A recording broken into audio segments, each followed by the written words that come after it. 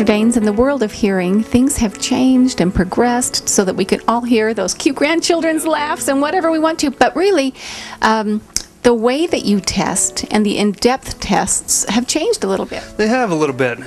When I opened my practice, I decided I wanted to have the very latest and up-to-date test equipment, and so I went out and purchased that type of equipment, and it's allowed me to get a very good test and find out exactly what's going on in people's ears. Well, and I really ought to specify, not necessarily even changed, but really this, what you've said, the equipment and the knowledge base there. You're one of only a few or two here in the Valley that are board certified? Yes, there's only 2 of us in the Valley that are board certified audiologists. And what that means is that we've taken the extra time to take classes, to continue our education. We all are required to have continuing education classes, all audiologists are. But as a board certified audiologist, we are actually required to take double that amount of continuing education, and we're tested on those hours. We also have to take certain numbers of ethical classes to make sure we're doing everything that best helps our patients. You know, that speaks volumes, because you hear about the scam kind of artist out there or doctors that it thrills me to know that you're continuing your education and that you have a doctorate as well, and now the board certification as well. And there's only 10 in the whole state of Utah or so, and you're the one here in the Valley. We love that. I'm glad to be able to help. Well, let's talk about this in-depth testing a little bit.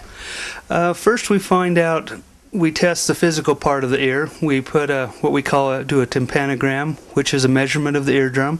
We find out how the eardrum's moving and the little bones behind the ear, make sure everything in the physical part of the ear is functioning correctly.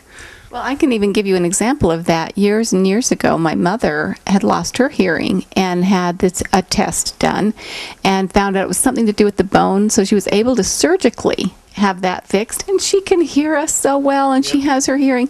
Now, another story would be somebody with, like my husband, noise damage? Noise damage. I have the same problem. I spent too much time on a tractor and loud music and shotguns when I was young, and now I'm paying the price. But the hearing and technology has come quite a ways. They're very small now, and they work very well. Well, I've been visiting with you for a while now, even before we started filming, and then you pointed out that you're wearing a hearing aid, and I had no idea. Yep. They're great. Yeah. I love them. Well, and these kids these days with these earbuds and whatnot, their hearing is becoming damaged because of noise. They are. I just read a study that said 1 in 5 teenagers has hearing loss due to noise exposure. Now, that's about the same level as the 60 to 65 population. So. Wow. Now, that's not reversible, right? It's not. You have to do a hearing aid. Do you see teenagers or young adults wearing hearing aids? We do.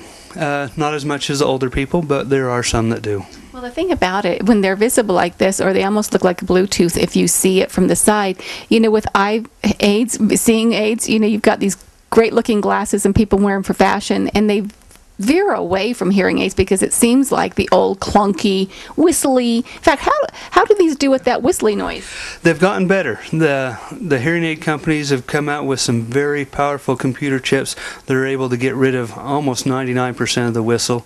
Every once in a while you'll get it if you put your hand up really close or something, but for the most part the whistle's been taken care of. Isn't that fantastic? And I understand, in fact, I'll let you tell me, but I think they have them now to target different ranges. Like, my husband can't hear my voice, so he says, but he can't. He can't. And neither can my son, but they can hear that low voice, so it kind of targets my voice. Well, when we do the hearing test, we find out exactly what frequencies you're not able to hear at. And once we find that out, then we can program the hearing aid to match those frequencies. So we only boost up what you need and let the rest come through naturally. Which is what part of that makes it livable and enjoyable, instead of all that noise just getting louder? Yes, we don't want to amplify the pitches that you don't need. We want to keep the background noise down and boost up those sounds that you need.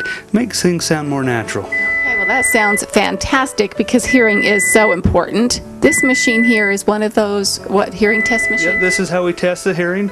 We're able to test both ears separately, and we also test with speech and with pure tones, and we make sure that the speech matches up with the beeps and make sure all the tests come out great. Is it fairly easy? Do you just plug something into my ear and hear me, or how does that work? Put some headphones on your ear, and then we'll have you push a button when you hear the beep for the tone, the pure tones, and then we'll have you repeat some words back. We also do loudness testing, which is what a lot of people do not do, and that allows us to make sure that the hearing aids never become too loud. And then we're able to measure how much sound the hearing aid is putting out and where you're hearing at, so everything falls into that range of hearing for you. That's what you want, everything to fall into that range. Dr. Daines, board certified doctorate. I love that you're here in the Valley. Tell them where you are. I'm at 485 North Main Street, right in Logan, right next to the Kabuki Grill, or the old JB's, if you remember that. There's a little brown house just to the north of it. There's a blue house on the corner, the old Sawney home. I'm right in between those two, across the street from Zions Bank. Well, Main 4th North corner is fantastic. Thanks so much, Dr. Daines.